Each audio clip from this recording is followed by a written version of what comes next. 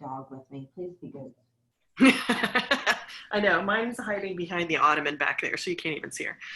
All right. So welcome to Heymac's Coaches and Cocktails, where your cocktail doesn't have to have alcohol, but it probably will be. So I have with us today Tom Perry from Thomas Perry LLC. He is the transformation consultant in that LLC, which is consisting of you. Me. Just yes. Me. Welcome. Thank you for joining us today. And I also want to introduce Tonia Trivett, who is the founder and principal for Agile Phoenix LLC. Hello. Thank you so Glad much. to be here. Yeah. So today we were going to, it's going to be really our first episode for this particular thing that we're going to try doing. And one of the main reasons why I wanted to get this started was, one, I think that the coaching community is really important for us to stay connected, because in some capacity I've worked with both of you over the course of the last, gosh, probably 20 years now. Yeah. So staying connected is always really helpful, and really good things come out of those good connections. And we will talk a little bit about those probably in the next 20 or 30 minutes or so. And the second reason why I developed this was because I also really enjoy a good cocktail. And the intention was that we would do these coaches and cocktails in the evenings and literally have cocktails and discuss them as the theme. Now, because of the coronavirus and all the lack of travel that many of us are put in that situation, we don't have the luxury of doing these in the evenings because our worlds have really collided between business and personal time. So it is 8:30 in the morning for Tom and 9:30 in the morning for me and 11:30 for Tonia. So we're not drinking quite that early because it is a Monday, but we'll go with the theme. So what I'll do is I'll kick us off. We're going to actually use a pretty cool tool that I found online that's called the spinning wheel. And we've added a few topics for us to go through. And we may go off topic, but this was really just to kick us off. So let's start with Tom. I'm going to spin the wheel, and then you tell me when to stop. Stop. Oh, it looks like you get to pick. Ooh. Oh, so it's right on. It Okay. is. Fun fact about me. So I am what's a fun fact? Whew, so many. I'm a competitive powerlifter. And so I just finished a competition about a week ago, actually. It was my first one, and it was fun because I was the old guy. Everybody was rooting for the old guy. It was a bunch of 20-year-olds lifting massive weights, and then out comes the old guy, and everybody's cheering. And so I get the applause no matter what. I can lift. That's gotta feel good. And they're still like, "Come on, old guy!" And I'm like, it's freaky because I'm out there, and I'm like, "What are you cheering for?" Because I don't see myself as the old guy. I look in the mirror, I see the 20-year-old. And they're cheering me on, and they're like, "Oh, come on, you can do it." And I'm like, "Yeah, I know. I'm just like that guy. I'm no different than that guy. I can do this. That's why I came here." So, yeah. You're inspiring the youth. Oh, my God. But it's free applause, so who am I to complain? Right, yeah. And you don't always get that when you're doing your coaching exercise. So I go for the cheap stuff. Yeah. Sweet. All right, let's move to Tonia. So we will start spinning the wheel, and let me know. Stop. Ooh, favorite gadget. Ah.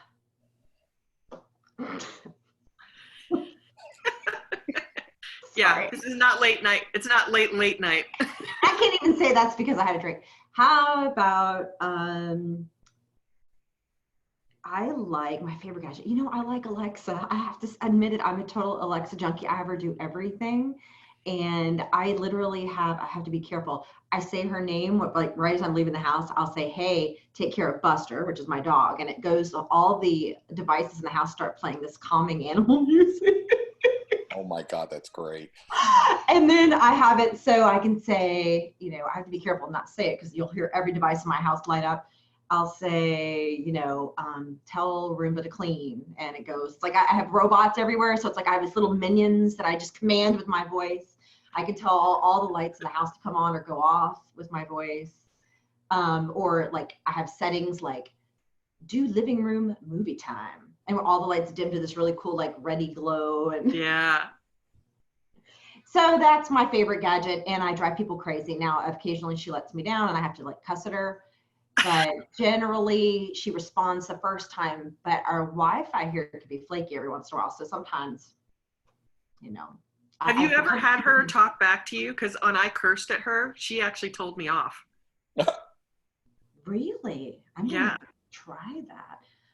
Oh, and music, we use it for music. We use it for everything. Yeah. And like I'm looking at one right now, scrolling through, tell me the weather. It's ridiculous how wired. And this drives other people in my life crazy because they're like, they don't know how to operate things in my house. They're like, well, I do this. Like, just ask her. Like, what do you mean? How? Yeah. I had the same issue when my dog sitter came over. Oh yeah. Yeah. So you have the devices that control like smart home. I have the Wemo on all the lights. Some of them are actually in the light switches. I have 4 Alexa, and I only have 1,000 square foot home. Okay. Yeah. Yeah, you and I are definitely soul sisters. We're tech junkie stuff. I've got it now, so I can tell her, put it on my to-do list, and it creates a Trello card for me. Oh, okay. That I need to know how to do because I've been asking for that, but it keeps going to a list that I can't get to, so I just stopped doing it. But I have a Trello board. There's an app that great between. I know, right? I know. Okay, Trello board. We just learned something. I'll walk you through it. Okay, just so you know, it's a time investment to make it work, but once it works, it's great. I'm willing to put the time in. Trust me, this is my life.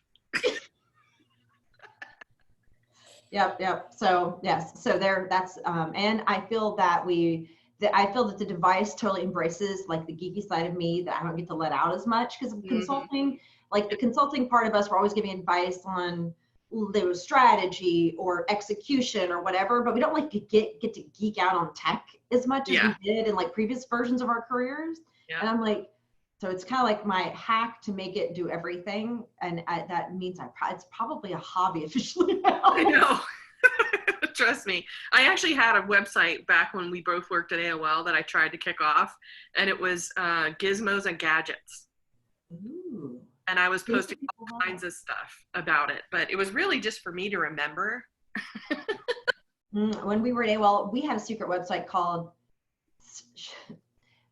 well, it's shit people say at work, and we quote like things that we wouldn't put who said it. We never revealed who said it. We had like an ongoing list, and they were hilarious. I'll have to see. Zach Zazula is the one that started. He and I started the list. And we had like tons of contributors. I don't know if you knew him.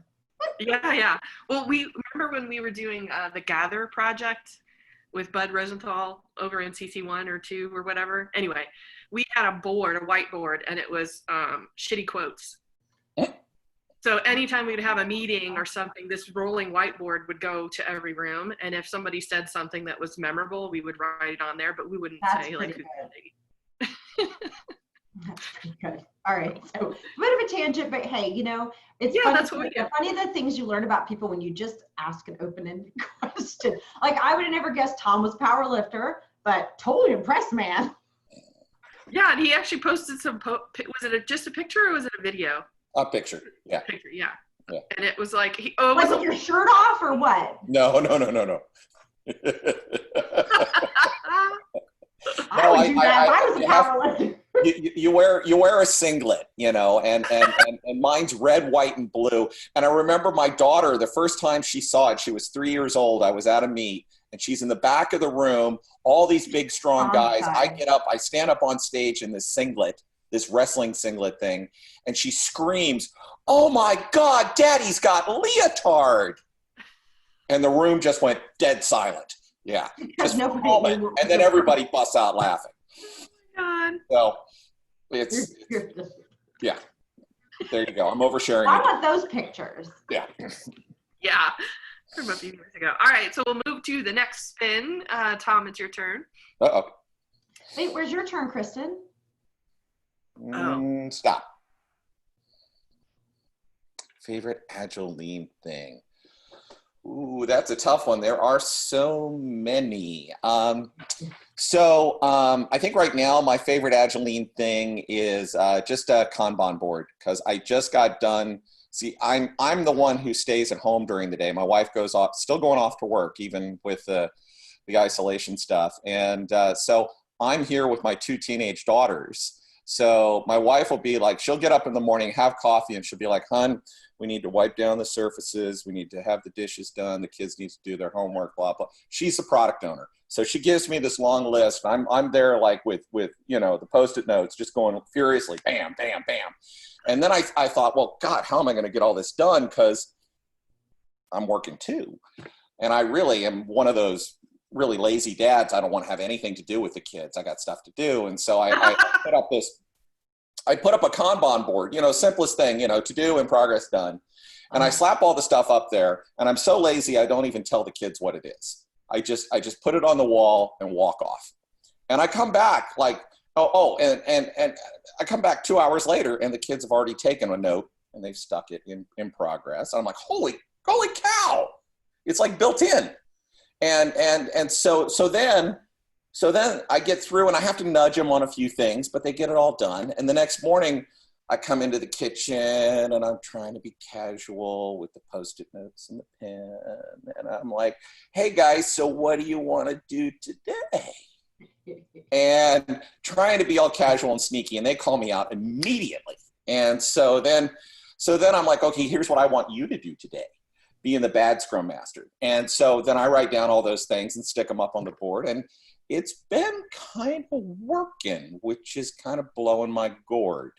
Well, so I'd put that one down in the win column for parenting. No shit. Totally. I wish I could give my dog a Post-it note. Right. So I'm big on the Kanban board right now. I've never, ever tried to do the Agile thing at home. Always avoided that. Yeah. And this last week I did that. I finally broke down and did it, and it worked like a bloody miracle. Have you ever watched the HBO series Silicon Valley? No. Okay, so it's either in the first or the second episode, or sorry, I know it's in the first season, but I don't remember what episode it is. But if you can splice through the not safe for children language, if that's a problem for, like, that's why I don't have children. Oh no, we all speak pirate in this house. Yeah. Okay, good. There is a whole section on the 2 engineers who fight over who can finish more on their Kanban board first. And that little clip might actually be funny enough that they would be like, "Oh, okay, excellent. Game on." Hey, you know what? That's right, a little healthy competition. That's right. And there's been some of that. Cool deal. All right, so let's move on. And I think you don't you want to tell us one of your things? Or are you moderating? I'm moderating, yeah. I was just about to say I could, but I'm moderating mostly, so. Okay. All right. It's your up time. Oh, favorite drink. Mojito, hands down. Really? Mojito. Has it always been your favorite drink? Oh gosh, no, in my 20s, I was like everybody else and drank things that had great funny names like Sex on the Beach or whatever, because that's what you did. And then when I found my own drink, I don't know, when did I find the mojito? It's probably on a cruise or something. I came upon the mojito.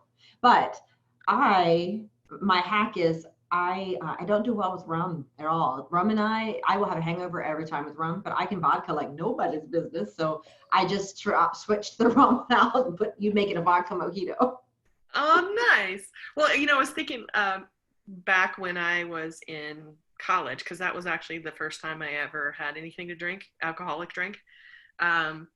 My best friend, who actually lives here in Colorado now, right on the other side of the highway from me. It's so weird. Oh, that's crazy. It was a Sex on the Beach. That is so funny. They had so much orange juice and like sweet stuff. Yeah, basically it was just full of sugar, right? Like it's like you could drink without tasting the alcohol. Now I really appreciate it. And what's funny is I say my favorite, it's like that's my favorite mixed drink, but if you add like a drink on the rocks, 100% Jameson on the rocks. 100%. Mm-hmm. Like I can do that. That's if you had to say like what's my go-to, more times than not, it's probably Jameson. Yeah. I think there's something genetic about it. I was expecting, not because of you, but just because of the time frame in which we started all experimenting. I really thought somebody was going to say Bartles and James. Yeah. Or Oh, Zima. or remember strawberry wine. Yeah. Oh, that's such a bad. Oh, Smith Mountain Lake and strawberry wine. That's right. Smith Mountain Lake. Oh my gosh. Okay, that's going to take a few people back from East Coast. Right. That's right. That's right. My parents met on Smith Mountain Lake. I was conceived, we believe, on Smith Mountain Lake. And I grew up on that lake. I knew every inch. Too funny. All right, Tom, you are up. All righty. And stop. Oh no, you already did that one. I already did that. Can we spin again? No. Yeah. And stop. Ooh. Biggest career challenge. Ooh. Boy. I think biggest career challenge for me, I've gone independent, like started my own business twice. And I think those have been profoundly challenging each time. So compared to going to work for somebody else is a walk in the park. You know, it really is. And largely I think it's twofold. It's the uncertainty. So you really do have to, you don't know what's going to work, even if you know what line of business. First time I did it, I was a software developer. So I wanted to write code for other people. And, but you don't know what to write, you know, what kind of applications to put out there. I started off in a business that I knew, which was desktop publishing. And that turned out to be kind of a weak market. And then what do? And you work on your network, and then you realize what you're good at and what you're not good at. For me, it was always, I was very, very good at the delivery side of things, but the marketing and the sales side of things just, really, really struggled. And all of the hat switching that you have to do as basically a solo entrepreneur is wicked. And combine that with the ups and downs, which, one day I'm a genius, the next day I'm an idiot, the next day I'm a genius. And, that roller coaster, that's really what killed me the first time around. I was like, God, I'm getting out of here. I'm done with this, so I had a business for about 3 years and I was making more money than I ever had before, but I just could not handle the highs and lows. So I went back to work for somebody else, and it felt absolute. I mean, I went back into the workforce, and I was like, oh my God, you guys have it so easy. And isn't that counterintuitive to a lot of people who haven't started their own business? You think? Well, I think a lot of people are afraid to start their own business because they think it's so much more work and so much more difficult. Yeah. They should be afraid. Yeah. Yeah. And this time around, I'm older now. That was back in my late 20s, early 30s. So I'm older now. So I handle the highs and lows a bit better than I used to, so that's good. But still, it's the same old challenges. I'm still very, very good at execution. And even though it's a completely different business now, it's consulting. In many ways, I feel like much more of an expert than I did when I was younger. So that's great. But on the flip side, well, especially now, I mean, business and getting new business is still something that I struggle with. And, that's something that if I could wish for one thing, it would be that. So, my biggest challenge is the networking. And once I can get in the door and start the sales conversation, that part's easy. But it's actually just finding the engagements. And now with the coronavirus stuff, I had a conversation on Friday where my primary customer shut down for 2 months. We're going, everything's shut down. And so now I'm casting about, doing remote training, and, that's a big deal for folks like us. And also just looking at what are the resources I can market or provide people with that'll be useful. Whether it's, I've started, because I'm an old application developer, I've started writing iPhone apps because I can, and trying to see what I can do to come up with something that might be useful for the world at large. And again, it's a big period of uncertainty right now. Have you, just curious, and this, Yeah. I know you're gonna have to edit this out, Kristen, but had you have any experience configuring Salesforce? Configuring Salesforce? Configuring None Salesforce? whatsoever. Yeah. Shit. Yeah. I was just about to, I guess, say, how much do you want an hour to configure my freaking Salesforce for me?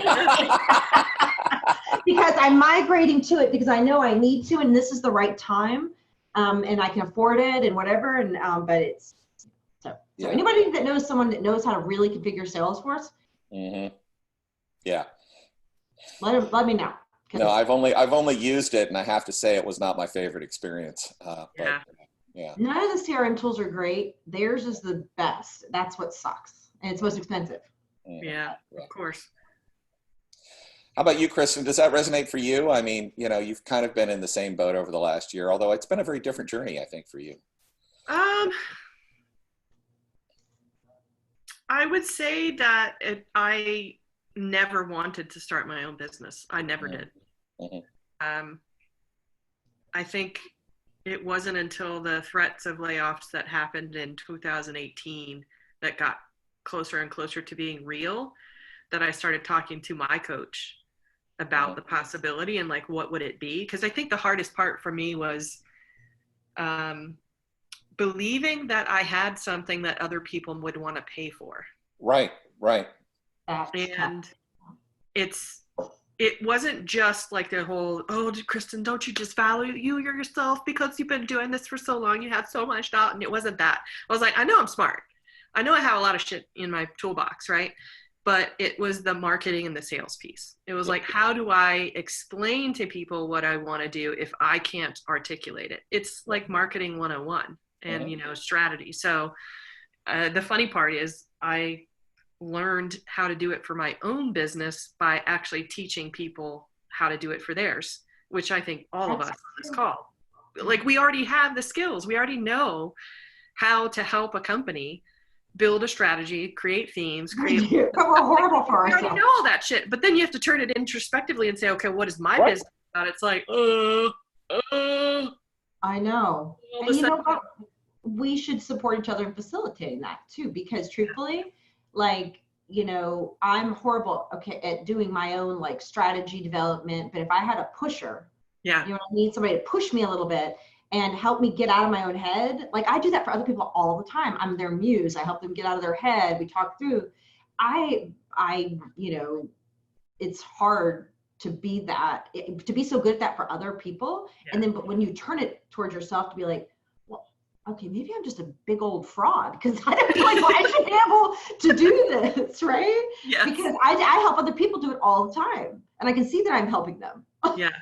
Well, and actually, I think we were going to get together in January, and then everything happened to do that for each other. But I do think that is something that we could be offering to each other. The challenge for most of us, not all of us, for most of us, is that because we do spend a lot of our time on the road, just finding time where we can all do it. And our preference genuinely is going to be do it in person.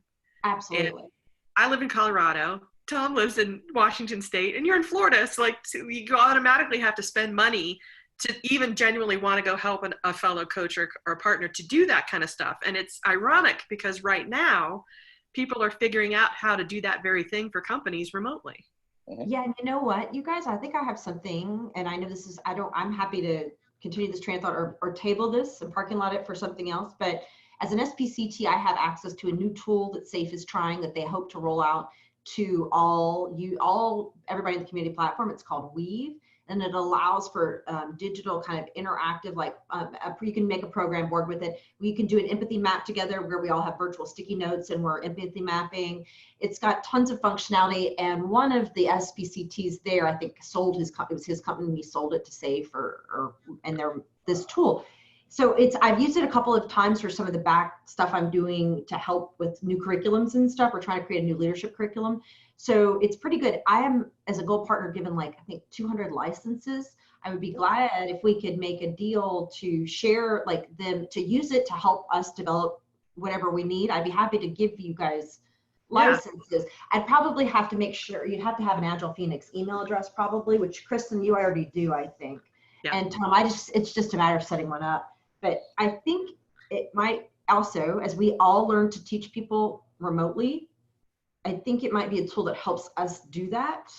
Have you looked at Miro by chance? It's similar to Miro. I haven't used it, but I've been just told about Miro. But the Weave is free for me. So, and you know, I know that you might not want to use it in all your consulting work, but the SAFE related stuff, they're putting all the assets in there, like the portfolio canvas and all that stuff, so that those assets are going to be there for us, and we don't have to constantly recreate them ourselves. Cool. Right. And that's important. I've been setting up Miro and Mural and working with those tools really just over the last week, helping other people get their remote presentation materials together, and having the ability to basically have a template for an empathy map to slap up there, or some sort of Kanban board to slap up there. You need these things over and over and over again. And so being able to develop those pieces so that they're readily available, so that when you're doing these classes, slapping together the curriculum becomes so much easier. Well, exactly. And you said Miro. I wonder if these could be downloaded from Weave and uploaded into Miro, so you don't have to recreate the wheel. Right. Well, that's it. You want to try. You don't want to recreate your entire body Catalog of assets. No. Yeah, and you could even do like a virtual backlog grooming and everything. So just and those, I think, are solutions specifically for either training courses, learning things. But then I also look at the challenge of helping people do stuff online with their real work when we don't have access to it. Yeah. And they may not even be allowed to share it over video. True. That has been another challenge. I'm kind of bumping into two experiences so far. Either one where you can deliver using your tool set, or the more problematic scenario is where you go to a customer and they're like, look, we're a Microsoft shop.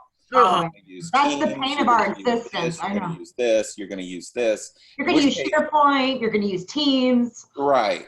And it's a nightmare, because all of a sudden, you know, you've got to sort of figure out how to port all of your material over to that and get it into their system. And so it's a bit of a catch-22. You know what? There's a business there for you, Tom. Figuring out how to program it so that regardless of tool, these templates can make it for companies. Because as coaches, I don't want to have to reinvent the wheel every time. Right. Yeah. Right. But all our customers use the same consistent tools. Yeah. Teams or Jabber with Jira, or like if you made it so that these assets could be formed, you know, because we're all recreating them anyway. Yep. Exactly. You know, I also wonder this too, and this may be just my own approach and also my context, but because of the kind of coaching that I do, I don't get in the weeds so much with their backlog as I used to. And so the kind of interaction that I'll have with them is more strategy, which most tools can't do that, at least not in the beginning in the working sessions of it. So we're doing a lot of just screen sharing or whiteboarding. And then whatever becomes of that, then it gets translated somewhere else. But I guess my point of it is most of the work that I do, I'm not getting in their backlog. I don't need access to their tools, because I'm focused more on how you build a backlog or who needs to be doing it, and then give them some examples of how to do it and techniques and things like that. And then I step away.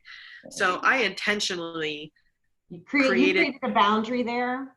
Yeah, I hear you. And I didn't deliberately. I thought of it in my context as like a value add thing I'm doing to care for my client, like, because they're bad at that stuff. So I try to take it on myself, but you're right. Sometimes I hit a wall with it. Yeah. And it's like, I end up spending a lot of time trying to put our stuff in their context. Mm-hmm. Like, and you're right though. I should, like, it's like when you think about how you spend your time, but you know, it's like in the end, I could teach them Kanban all day long. But when I make them a Kanban board in their tool, they're like, oh yeah. Oh, now I get it. Yeah. All right. Well, we have time for one more spin each here, because we have about 6 more minutes left. And Tom, it's you. All right. And stop. Oh. Oh. I was hoping you'd get this one. Yeah. No pressure. Woo. How many do you have? Yeah. I feel like he's got a Rolodex. He's like, spin. Let me see. Yes. No, funny story.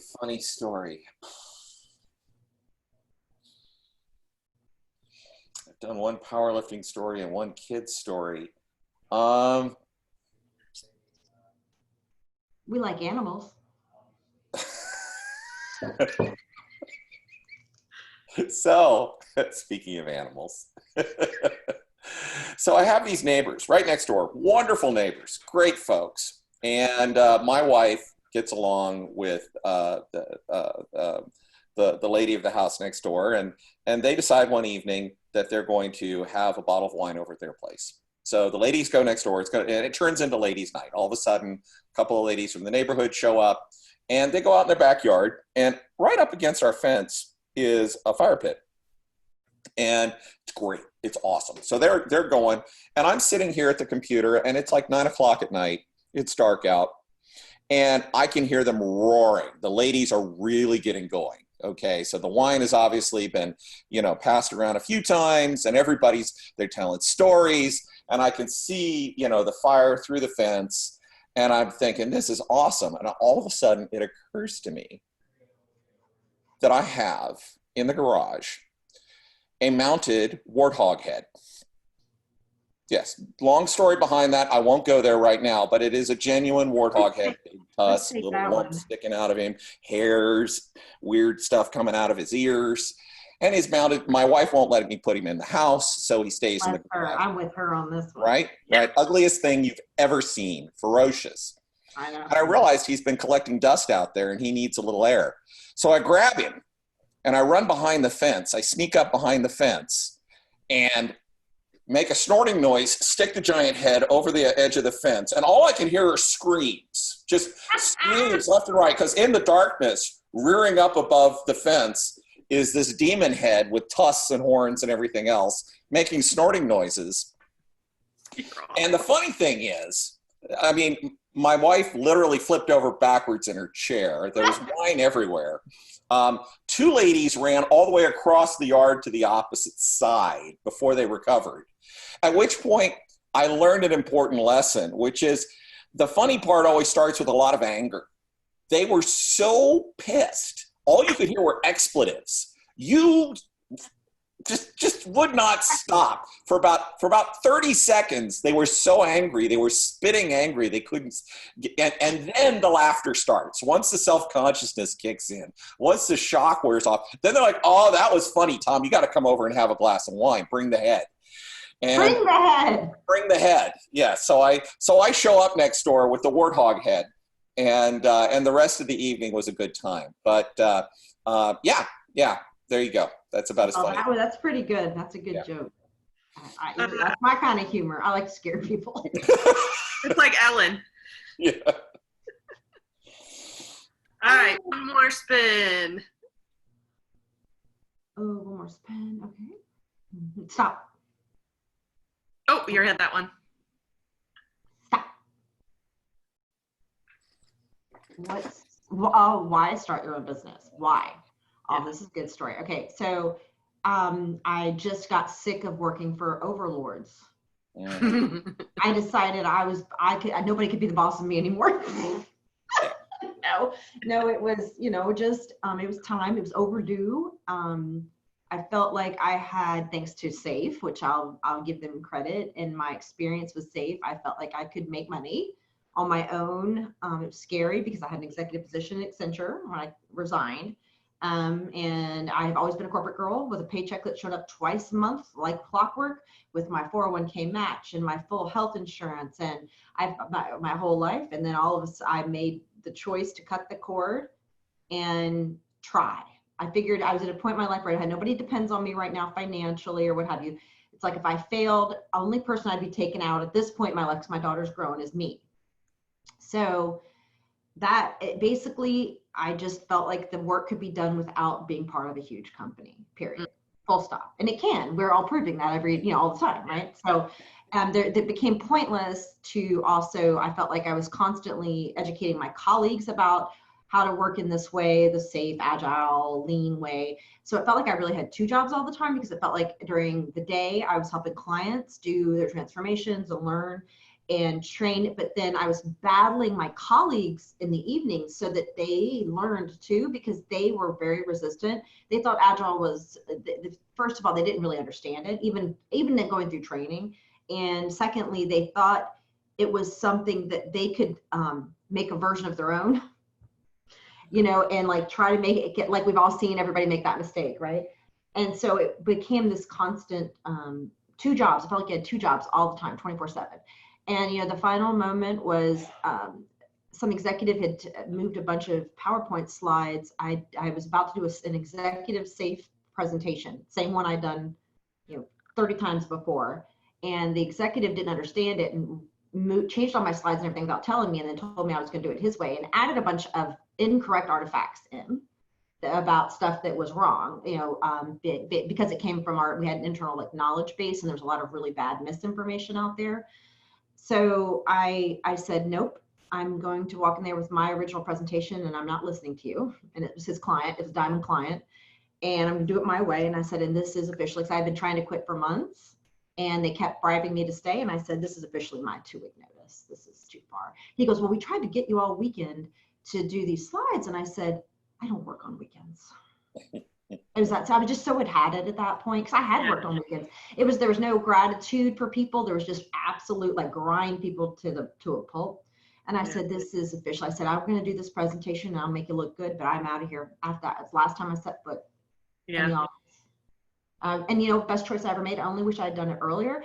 But it was really nice to say, you know what, I'm firing you. I'm going to fire you. You're fired. Yeah, I don't want to be part of this anymore. So, but it's nice. And so I'm very fortunate that I have a loved one that is an serial entrepreneur that started and sold and had many businesses. And as a significant other, I felt like I had somebody that really could help me do this and actually had the skill I didn't have. And it's been amazing because he has, and we are still iterating through it because he's got to learn a lot of American laws. He's Canadian. So little quirky things that we don't like he didn't know 1099s have to be out by the end of January or something, or W4, like stuff like that. Yeah.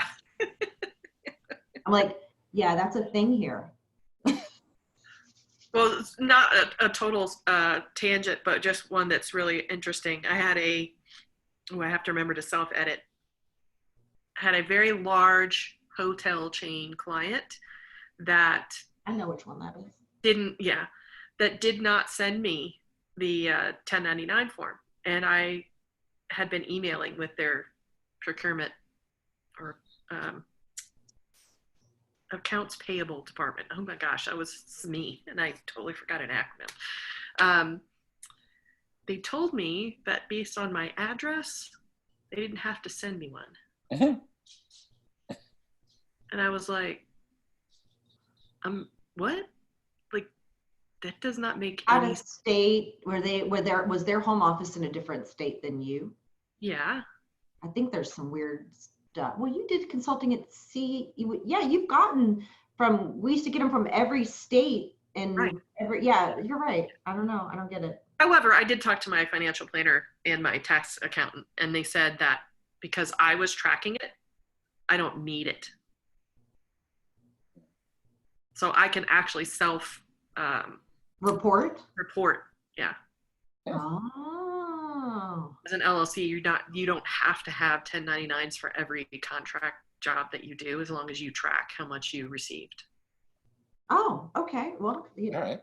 Well, because I'm only filing taxes on my income. So if they don't track it, that's their problem. Right. Yeah, that's true. That is their problem. Okay, well, interesting. So I was actually laughing about the whole thing because I thought, well, because I'm so anal retentive, I've already tracked all that stuff as in real time. Like I was tracking everything that was coming in, T&E portion as well as the actual paid portion. So when I told my tax accountant that, she was like, well, you're doing a better job than they probably would anyway, so don't worry about it. I was like, thank you. Oh, thank you. Okay. All right, well, I'm going to thank both of you for joining us today on the Coaches and Cocktails inaugural episode 1. And with that, thank you everyone who's watching. And if you want to reach out to either Tom or Tonia, stand by for some URLs that'll be present in the video. Thank you, Kristen, for bringing us together. This was a lot. Actually, this was quite entertaining. Yeah. Yes, I really enjoyed it. Thank you very much. I did too. You guys Awesome. take care. All right, so I'll cut it at that point and then do some editing, but otherwise that's good. Okay, cool. Now, where are you going to publish this, or how? Because if you let me know, I'll help promote it and stuff. Yeah, I have another one to do at 11:30 and then another one tomorrow. So I'll probably spend this week doing put them together. Yeah. and I'm actually not splicing them together, but I have episode 2 and then another one that's different.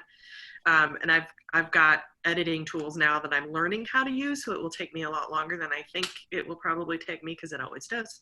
Because people did estimating. And so you got something better than iMovie then? Yeah. iMovie drives me crazy. I can't. It's not intuitive at all. So good luck with whatever you got. It's called Filmora. It's from Wondershare, the main master company. I've used a couple of their tools in the last 10 or 15 years, and I did play around with it, and it allows me to put like little URL tags and borders and like add front end and back end credits. And then I have a YouTube channel where stuff is actually going to be posted. And then I use Hootsuite to do the campaign posts. Oh, okay. All right, cool. All right, well, we'll look for it. Yeah, definitely. Thank you, guys. Thank you. Yeah. Talk to you later. Bye. Bye. Bye-bye.